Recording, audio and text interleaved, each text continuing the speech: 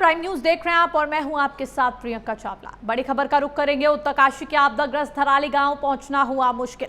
उत्तरकाशी के आगे भटवाड़ी के पास सड़क पूरी तरह से वॉश आउट। आपदाग्रस्त क्षेत्र में जाने के लिए सड़क रास्ता पूरी तरह से ध्वस्त। जिस स्थान में सड़क टूटी है वहां से घटनास्थल धराली गांव की दूरी 50 से 55 किलोमीटर की है।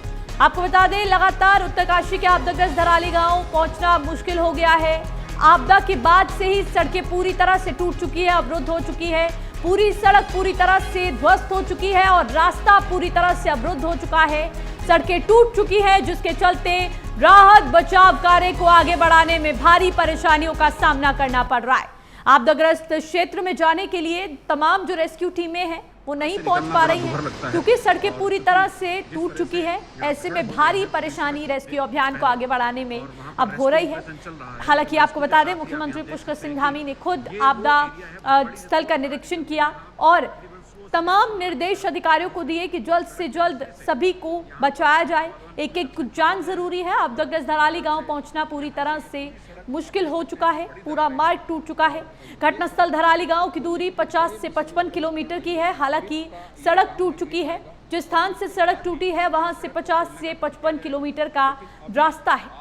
सड़क रास्ता पूरी तरह से ध्वस्त हो गया है और पूरी तरह से सड़क वॉश आउट हो चुकी है। भटवाड़ी के पास सड़क पूरी तरह से वॉश आउट हुई है। ऐसे में आगे भटवाड़ी के उत्तरकाशी के आगे भटवाड़ी के पास ये जो सड़क पूरी तरह से टूटा है, ये रेस्क्यू अभियान को आगे बढ़ाने में परेशानियों का सबब बन चुका है। हालांकि अब तमाम कोशिशें की जा रही हैं लोगों को बचाने की, ताकि रेस्क्यू अभियान में तेजी आए। तमाम कोशिशें की जा रही हैं। ये त्रासदी की तस्वीरें सबसे पहले प्राइम न्यूज आपके साथ साझा कर रहा है। आप पूरी तरह से अपनी स्क्रीन पर देख सकते हैं कि 50 से 55 किलोमीटर जाने का जो रास्ता है, उससे पहले ही ये सड़कें किस तरह से टूटी हुई है। ये आपदा, ये त्रासदी इतनी भयावह, ये तस्वीरें इतनी भयावह हैं कि लोगों को बचाना तक अब मुश्किल हो चुका है। उत्तरकाशी के आगे भटवाड़ी के पास सड़क पूरी तरह से वॉश आउट हो चुकी है और आपदाग्रस्त क्षेत्र में जाने के लिए सड़क रास्ता पूरी तरह से ध्वस्त हो चुका है। जिस स्थान से सड़क टूटी है वहां से घटनास्थल धराली गांव की दूरी 50 से 55 किलोमीटर की बताई जा रही है। इसी खबर पर ज्यादा जानकारी के साथ हमारे संवाददाता रजनीश दीक्षित हमारे साथ जुड़ चुके हैं। रजनीश, क्योंकि अब रेस्क्यू अभियान में सबसे बड़ी चुनौती ये टूटी सड़कें बन चुकी है, क्या दूसरा यहाँ पर संभव कोशिश सरकार की तरफ से, प्रशासन की तरफ से या रेस्क्यू टीमों की तरफ से वो होगी? कैसे लोगों को बचाया जाएगा? देखिए प्रियंका, मैं आपको बता दूं कि उत्तराखंड सरकार का जो प्राइमा फिसाई फोकस है वो ये है कि राहत इस तरीके से पहुंचे, जो लोग धराली के जल प्रलय में बह गए हैं उनको किस तरीके से बचाया जाए। निश्चित रूप से आपदा है प्राकृतिक, जिसकी वजह से हाईवे डैमेज है, रेस्क्यू टीम नहीं पहुंच पा रही है। लेकिन जो एक अच्छी बात यह है कि जो वहां पर हरसिल में जो सेना की टुकड़ी तैनात थी, वो लोगों ने वहां पर रेस्क्यू ऑपरेशन संभाला है और पीछे के रास्ते से, पहाड़ी रास्तों से एसडीआरएफ की टीम, आईटीबीपी के जवान सभी लोग ग्राउंड जीरो पे पहुंच चुके हैं और रेस्क्यू ऑपरेशन स्टार्ट हो चुका है। आपको बताएं प्रियंका कि जो इक्विपमेंट्स लेके पहुंच रहे थे, जो आर्मी टीम से मांगे गए थे, तो उनको पहुंचाने में दिक्कत हो रही है। जो अतिरिक्त टुकड़ियां हैं एसडीआरएफ की, वो नहीं पहुंच पा रही है। लेकिन जो आसपास जो पहुंची हुई टीमें हैं, वो लोग वहां पर रेस्क्यू ऑपरेशन चला रहे हैं। इसके अलावा आपको बताएं, जैसे कि जो हाईवे क्षतिग्रस्त है उसको ठीक करने को लेकर जेसीबी मशीन मशक्कत कर रही है। इसी तरीके से कोशिश की जा रही है कि उसको भर दिया जाए और भरने से वैकल्पिक मार्ग तैयार हो, जिससे रेस्क्यू ऑपरेशन में तेजी आए और आगे बढ़ाया जाए रेस्क्यू ऑपरेशन को। क्योंकि रजनीश, भटवाड़ी से भी 50 से 55 किलोमीटर तक आगे ये रास्ता है। ऐसे में क्या कोशिश की जाएगी? क्या कोई अन्य रास्ता या फिर अन्य विकल्प यहाँ पर अपनाया जाएगा या फिर हेलीकॉप्टर के माध्यम से लोगों को बचाया जाएगा? क्या कोशिश आगे की, क्या रणनीति रहने वाली है? क्या विकल्प अपनाए जाएंगे अब?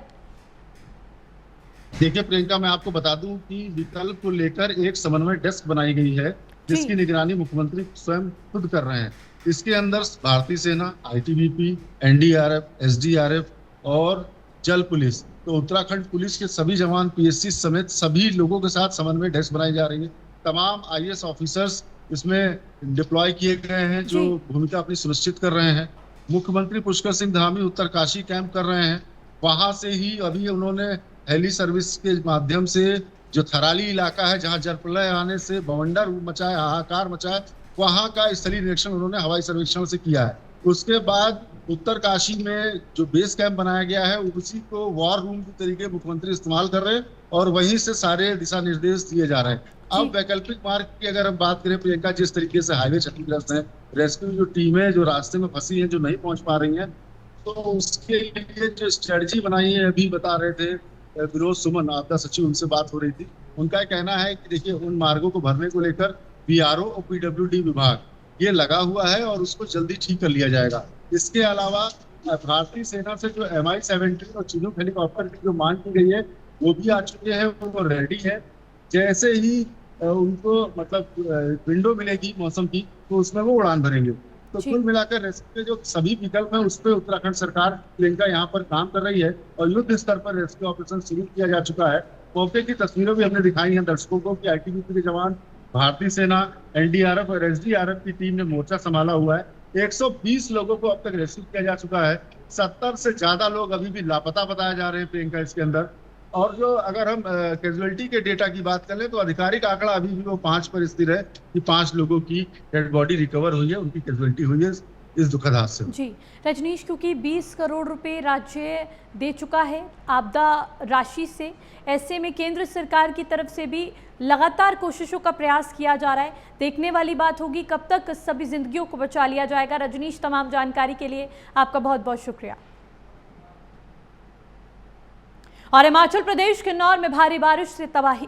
किन्नौर के तांगलिंग नाले में आई बाढ़, अचानक बाढ़ आने से बहा पुल। किन्नौर कैलाश यात्रा रूट पर भारी तबाही। किन्नौर में 400 लोगों का रेस्क्यू ऑपरेशन में जुटी ITBP की टीम। बड़ी खबर आपको बता दें, अब त्रासदी की एक और खबर हिमाचल प्रदेश के किन्नौर से सामने आ रही है, जहां पर भारी बारिश से भारी तबाही देखने को मिली है।